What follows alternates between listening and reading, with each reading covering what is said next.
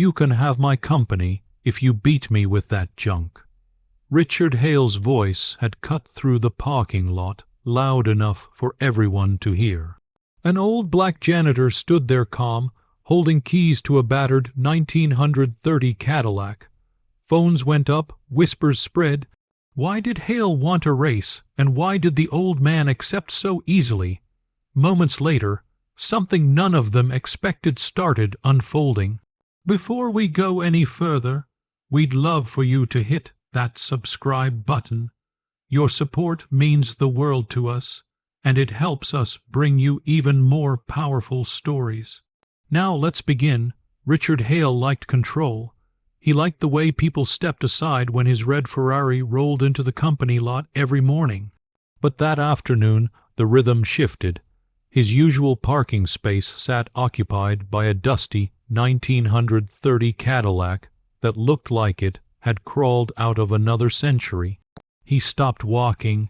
His guests stopped with him.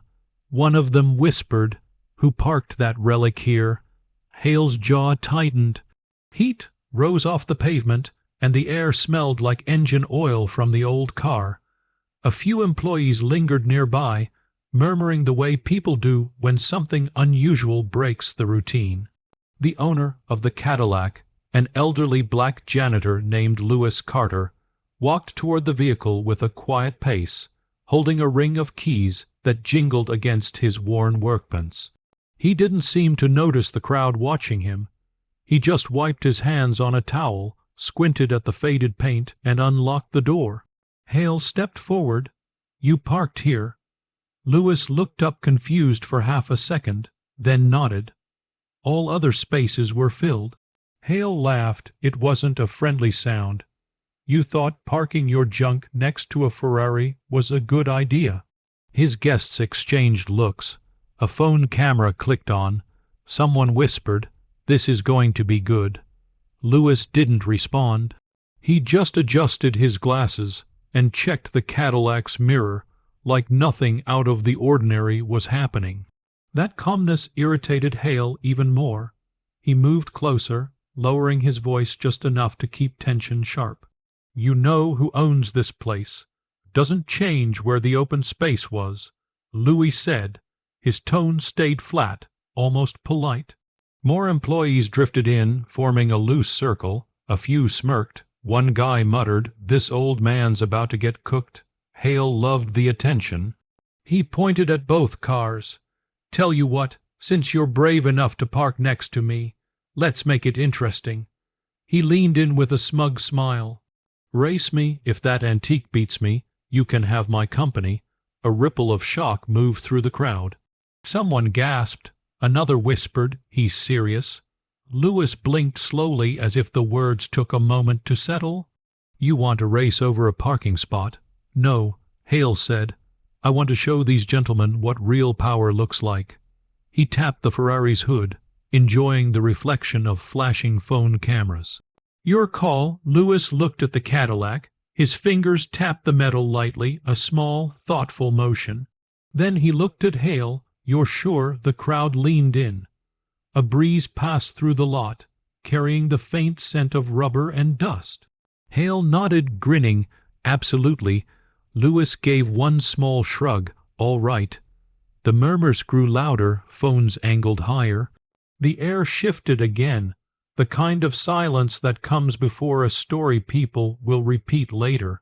And just like that, the race everyone would soon talk about began with a single nod from a man who never raised his voice. The story spread through the building faster than Hale expected. By the time they moved to the far end of the lot, a trail of employees followed, whispering like they were chasing a rumor they didn't want to miss. Someone said, "He really made the janitor race him." Another replied, "Hale's showing off again." A few laughed under their breath, but the laughter had an edge like they were waiting for something messy. Lewis didn't speak. He opened the Cadillac's hood with a slow, steady motion, letting the hinge creak. A faint smell of old gasoline drifted out. He reached inside, tightening a strap, checking a hose, nudging a loose latch. Simple movements, no rush, no nerves. His breathing stayed even, like he'd done this every day for 40 years. Hale strutted around his Ferrari, soaking up the attention. "Look at this masterpiece," he told his investors. Joe, and 1/2 seconds. He slid his hand across the hood, making sure it caught the reflection of every camera. The crowd murmured, phones pointed at him like he was on stage. Lewis wiped a smudge from the Cadillac's mirror. "Didn't know we needed all this for a small race," he said quietly. One employee snorted. "Grandpa thinks he's funny." Hale smirked. "Let him talk. He'll be eating dust soon." He climbed into the Ferrari and revved the engine. The sound boomed across the asphalt, sharp and angry. People flinched at the blast. Lewis didn't flinch.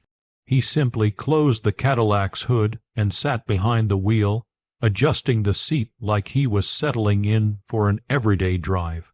He tapped the dashboard once with 2 fingers, a tiny gesture no one understood. A group of workers stepped toward the starting line, trying to organize the scene. One of them whispered, "This is wild.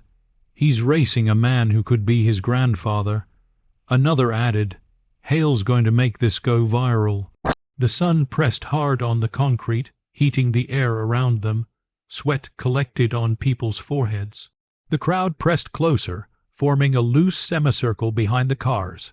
Someone muttered, "Crazy how calm the old guy is." Hale rolled down his window. "Hope that thing can even move," he called out. Lewis didn't look at him.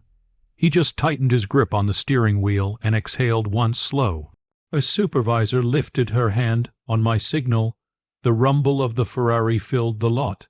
The Cadillac's engine gave a soft, uneven hum in comparison, a sound that made a few people chuckle. Lewis kept his gaze forward. 3, 2, 1, go. Hale shot forward, tires screeching. The car, surging like it, wanted the spotlight as much as he did. The crowd cheered as he disappeared down the straight path. Lewis pulled off the line quietly. No surge, no drama, just a steady roll that matched the rhythm of his heartbeat. People laughed. "He's not even trying." Another voice said, "Man, this is going to be embarrassing." But Lewis didn't look embarrassed. He looked focused, and for some reason, that quiet focus made a few people stop laughing. Hale's Ferrari flew down the long stretch, its engine screaming through the open space. The crowd chased after the 2 cars from a distance, phones raised high, capturing every second. People joked, shouted, and argued about how fast Hale would win. Nobody questioned the outcome. Halfway down the route, the Ferrari's sound shifted. A sharp sputter cut through the roar. Hale frowned and pressed the accelerator again. The pedal gave resistance.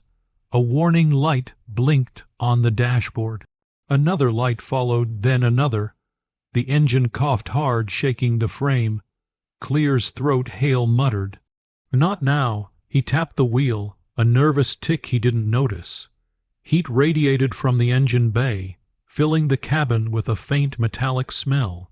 He tried one more push. The Ferrari jerked forward, shuddered, then died in the middle of the lane. Silence swallowed him. The cameras were still far behind, but he knew someone would catch up soon. Sweat gathered on his forehead, and his breath came tight. He opened the door, stepped onto the pavement, and stared at the stalled machine like it had betrayed him on purpose. Behind him, the soft hum of the Cadillac grew louder. Not fast, not dramatic, just steady, like a heartbeat. People running beside the cars slowed down, watching with confusion. One whispered, "Is the Ferrari broken?" Another said, no way that just happened." Lewis's Cadillac moved closer, its old body rattling just slightly with each bump. The sun glinted off the faded chrome trim. He slowed as he reached Hale's stalled Ferrari.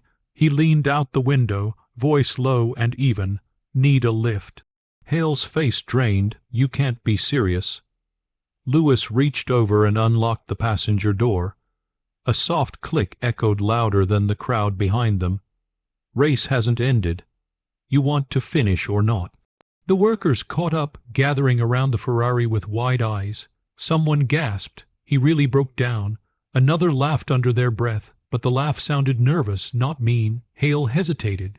Cameras pointed straight at him. Investors stared, stunned. Every second he stood there made the humiliation heavier. He swallowed hard and climbed into the Cadillac without a word, lowering himself into the cracked leather seat.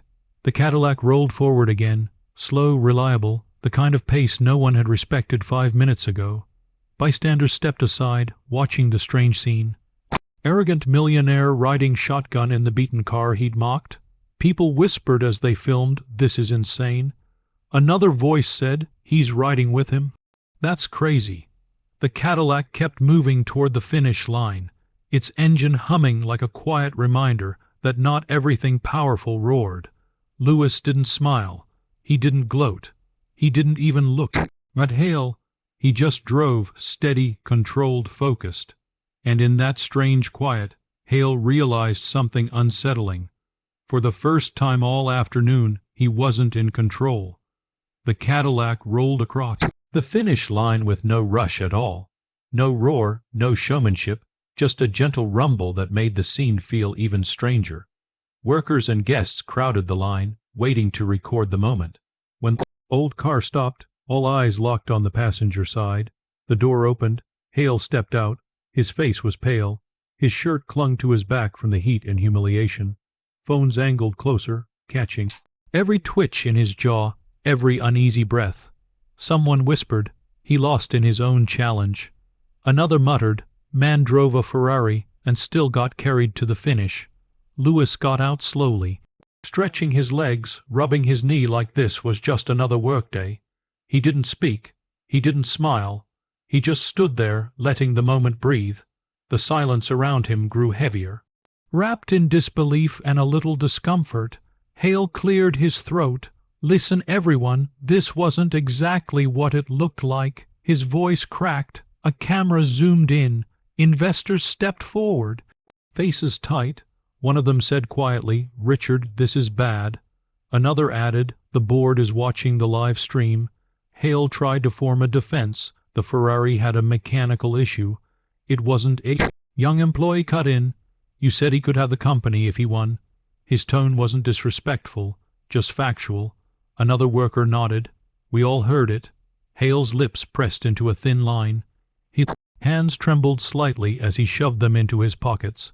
The weight of the crowd's eyes trapped him. The power he usually commanded slipped through his fingers. Phones kept recording, capturing the slow collapse of a man who built his identity on dominance. Lewis stepped forward at last. He wiped his hands on his towel, looked Hale directly in the eye, and spoke in a steady voice. "I didn't race for your company. I raced because you asked." A murmur ran through the crowd. Someone whispered, "He's letting him off." Another shook their head. Clears throat, "He's different. He's not petty." Lewis continued, "I'm not here to take anything from you. Not your job, not your money. I just wanted to finish what you started." Hale blinked, unsure if he'd heard correctly. The tension in his shoulders loosened just a fraction, but the embarrassment didn't fade. The investors stepped closer. One of them said, "Richard, your behavior today reflects poorly on this company." His voice stayed calm but sharp. Another added, "You mocked an employee on camera. You caused a public spectacle. You dragged guests into it." The board's chairwoman, who had arrived minutes earlier, crossed her arms. "We can't ignore this level of unprofessional conduct." Hale swallowed. His eyes darted around the crowd, searching for an escape. None appeared. Lewis took one small step back, giving Hale space to face his consequences. No grand speech, no victory pose, just a quiet presence that made the truth harder to avoid. People kept filming in silence. The power shift was complete, and no one needed to announce it. The board met with Hale privately, but the crowd already sensed the outcome. Word spread fast. Suspension, investigation, leadership review. Employees whispered as they drifted back inside, replaying the moment the Cadillac carried Hale past the finish line. Some shook their heads, others smiled a little. unsure how to process such a spotless reversal.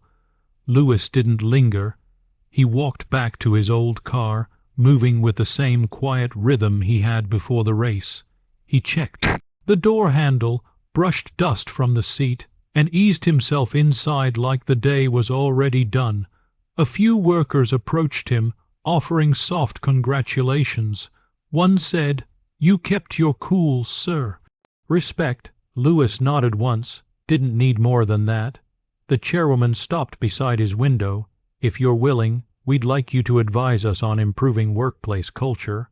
We saw how you handled all this." Her tone carried genuine respect. Lewis considered it, then gave a small nod. "If it helps people treat each other better, sure." As he drove away, the Cadillac's engine hummed through the warm air, steady and unbothered. Behind him, the company buzzed with fallout and change. Ahead of him, the road stretched open, quiet. People online replayed the clip for days. Not for the race, not for the car trouble. For the moment, the millionaire sat in the passenger seat of the man he mocked. The lesson hit harder than any engine roar. Consistency beats pride. Respect outlasts power, and the quietest man in the room can end up steering the whole story. If this moment hit you, don't scroll off. There are more stories where arrogance falls and character wins. Follow now and catch the next chapter as soon as it drops.